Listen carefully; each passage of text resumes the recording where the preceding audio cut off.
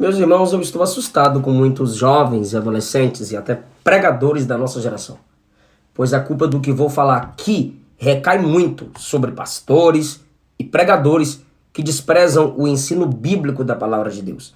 A palavra pecado é forte, sinistra, séria, mas saiu de cena. Por quê? Ninguém mais peca?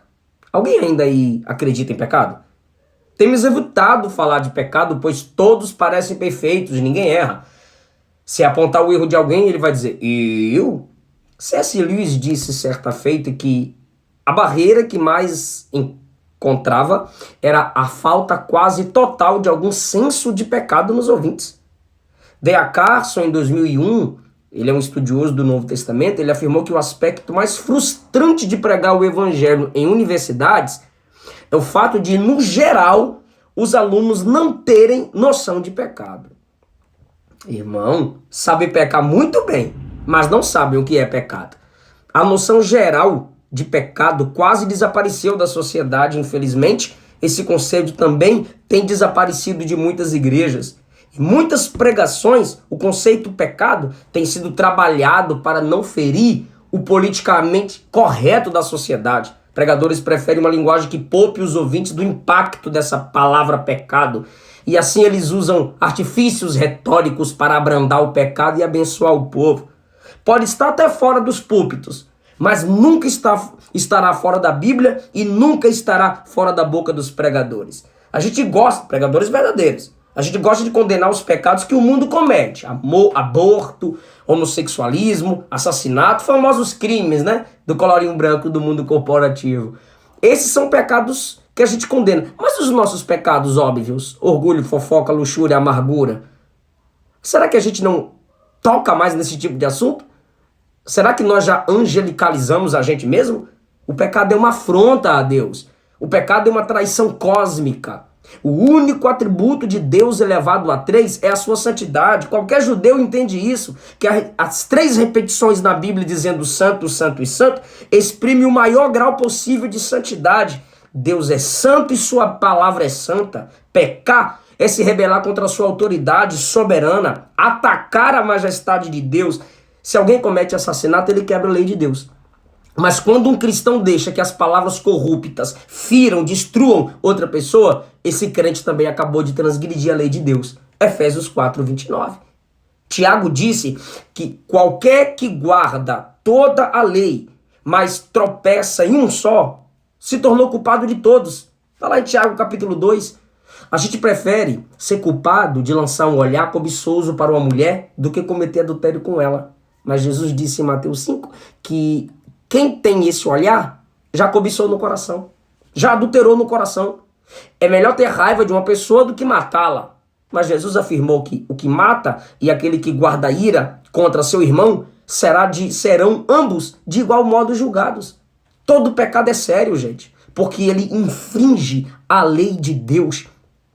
Na internet eu tenho sido quase que diariamente, às vezes, chamado de falso profeta e enganador. Por quê?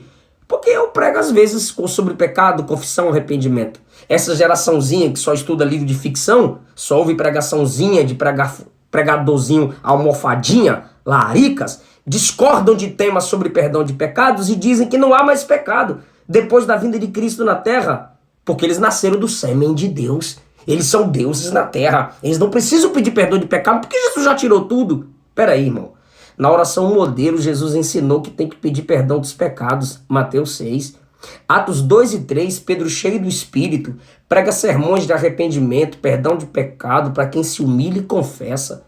Depois da cura do coxo, em Atos 3, Pedro disse que o coxo não tinha sido curado pela santidade de Pedro, mas pelo poder do nome de Jesus. Paulo disse que para cear, o crente tem que se examinar. Tiago disse que aquele que tem pecado ou que está em pecado, confesse o seu pecado para que seja curado e perdoado. Um pastor sempre convidava os irmãos da igreja para terem uma reunião de oração.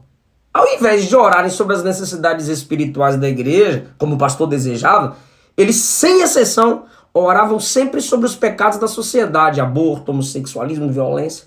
Por fim, o pastor, assombrado com aquela presunção de todos que estavam ali presentes, o pastor encerrou a reunião com aquela oração de Lucas 18:13, ó Deus, tem misericórdia de mim, pecador. Uma oração que Jesus honrou. John Newton foi traficante de escravo, capitão de um navio negreiro que levava africanos para os Estados Unidos. Por motivo de saúde, ele deixou a navegação e passou a ser um oficial. Estudou teologia, se tornou pastor. Mesmo com tudo isso, ele não esquecia a natureza horrorosa do seu pecado como traficante de escravo. Perto de morrer, ele disse a um amigo: minha memória praticamente foi acusada porque eu me lembro de coisas que eu fiz, mas eu sei que eu sou um grande pecador diante de um grande Salvador. Vocês sabem que Paulo foi cúmplice na perseguição contra a igreja, na morte de Estevão. Ele se envolveu pessoalmente nessas perseguições. 1 Timóteo 1,13, ele confessa que na juventude tinha sido blasfemo, pecador e arrogante. Mas no mesmo contexto ele afirma: Cristo veio ao mundo para salvar os pecadores, dos quais eu sou o principal. Paulo se considera um grande pecador, reconhecendo o grande Salvador. Só reconhece a necessidade de se ter um grande Salvador, que não esquece que há em si uma grande possibilidade de ser um grande pecador. 1 Coríntios 15, escrito em 55 depois de Cristo, Paulo se classifica como o menor dos apóstolos. Efésios 60 depois de Cristo, no capítulo 3, ele se coloca como o menor dos santos. 1 Timóteo 1,15, Paulo se coloca como o pior dos pecadores. Eles cresceram, se desenvolveram no caráter de Cristo, agindo cada vez mais como santos, queridos. Mas teve um processo que exige maior consciência, maior percepção de seus pecados. A cura dos pecados dessa geração não é frisar a santidade, mas é aumentar a abrangência do evangelho. Agora eu fiz uma postagem esses dias atrás que o pecado também separa Deus de nós. Estão me questionando, querendo me corrigir teologicamente, dizendo: não, pastor, o pecado não separa Deus de nós, separa nós de Deus. Tem que estudar português, né? A prática do pecado, sim, afasta Deus de nós. Deixa eu mostrar. Êxodo 32:33. O que Deus disse? Eu não irei no meio de vocês, eu vou enviar um anjo. Por causa do pecado de vocês. Se eu for entre vós, eu mato vocês. Vai ter Moisés, Josué, Arão. Eu não. Juízes 16:20. Não foi Sansão quem se afastou do Espírito Santo. Está escrito que o Espírito Santo abandonou Sansão. 1 Samuel 16:14. Não foi Saul quem abandonou o Espírito. Foi o Espírito quem abandonou Saul. No Salmo 51, Davi não teme seu afastamento, mas ele teme que o Espírito seja tirado dele sempre, ou para sempre. Atos 7:31, Estevão, narrando a história do pecado do povo da idolatria, diz que Deus se separou, Deus abandonou o povo. Romanos 5, Paulo diz que justificado pela fé temos paz com Deus. Ok, mas no capítulo 6, como é que ele começa dizendo? De modo nenhum permaneceremos no pecado. Por quê? Porque o pecado separa Deus da igreja, separa Deus de nós. Tiago 4:4 diz que a amizade com o mundo é inimizade contra Deus. Ninguém fica perto de inimigo. No versículo 8 está escrito que quem quiser se chegar a Deus, quem quiser que Deus se chegue a ele, que se chegue a Deus reconhecendo os seus pecados e limpando suas mãos.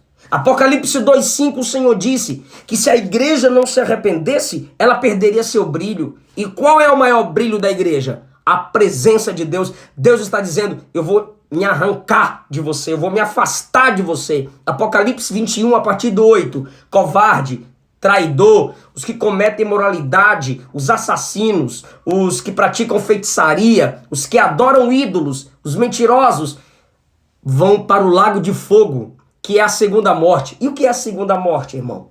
Total separação de Deus e da sua presença. Apocalipse 22:15. Quem vive na prática do pecado imoral, feitiçaria, assassinato, idolatria, mentira e mais, não viverão na presença de Deus na santa cidade. Não podemos usar o atributo do amor para invalidar o atributo da santidade. Expor um atributo divino em detrimento do outro é infidelidade teológica. Deus é composto em todos os seus atributos. Deus é amor. Mas o único atributo de Deus, como eu já disse e repito, que é elevado a 3, é sua santidade. Isaías 6, santo, santo, santo. A cruz garante o amor, a santidade garante a presença. Quando eu olho para a cruz, eu entendo, Deus me ama. Mas quando eu busco a santidade na dependência do Espírito, na leitura da palavra, eu digo, eu amo Deus. Que Deus tenha misericórdia de nós.